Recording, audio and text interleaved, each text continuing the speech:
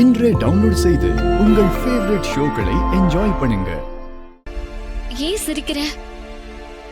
6 மாசம் சும்மா இருக்கிறதுக்காக நான் இங்க வந்தேன்.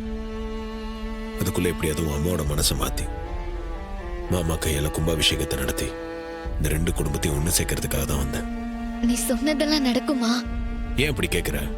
இல்ல, என் அம்மா பத்தி உனக்கு நல்லாவே தெரியும்.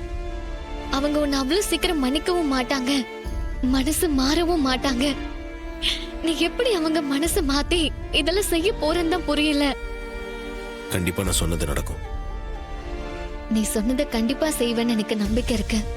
அது சீக்கிரமே நடந்தா நான் சந்தோஷப்படுவேன். சகல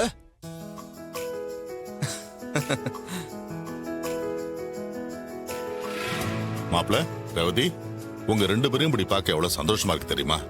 இனிமே உங்களுக்குள்ள பிரிவே வரக்கூடாது. நீங்க 2 பேரும் எப்பவும் இப்படியே சந்தோஷமா இருக்கணும். மாமா, இவங்க 2 பேரும் எங்க பிரிஞ்சாங்க? அத்தை தானே பிரிச்சு வச்சாங்க. இனிமே அப்படி கூட எதுவும் நடக்க கூடாதுன்னு தான் சொல்றேன். கவலைப்படாதீங்க மாமா, இனிமேல் அந்த மாதிரிலாம் எதுவும் நடக்காது. இந்த 6 மாசத்துல அத்தை எங்களை பிரிச்சிடலாம்னு நினைக்கிறாங்க.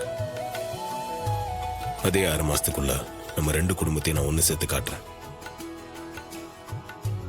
சகல, அதுல நோ டவுட் அதெல்லாம் நீ கன்ஃபார்மா செஞ்சிருவ. நீ இல்லாதப்போ ஒரே ஒரு குறைதான்ப்பா, சின்ன தொல்லை தாங்க முடியலப்பா. ரொம்ப டார்ச்சரா இருந்ததுப்பா.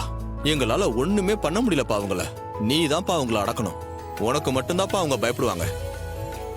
ஆமா மாப்பிள, கொஞ்ச நாளா வீடாவே இல்ல. ஒரு சண்டை சச்சரவுன்னு போர்க்களமாவே இருந்துச்சு. நீங்க தான் எல்லாத்தையும் சரிப்படுத்தணும். கவலைப்படாதீங்க மாமா, எல்லாம் சரியாயிடும். சரி, நீங்க என்கிட்ட பேசிட்டு இருக்கிறத பார்த்தா அத்தை எதனா சொல்ல போறாங்க. நான் இங்கே தானே மாமா இருக்க போறேன். ஆமா சகல, அத்தை பார்த்துட்டாங்கன்னா வந்த முத நாளே எல்லாரும் உன் பக்கம் சாஞ்சிட்டாங்கன்னு ரொம்ப கோவப்படுவாங்க. அப்புறம் பேசுவோம். வாங்க மாமா போலாம். நாங்க போறோம் மாப்பிள. சரிங்க மாமா.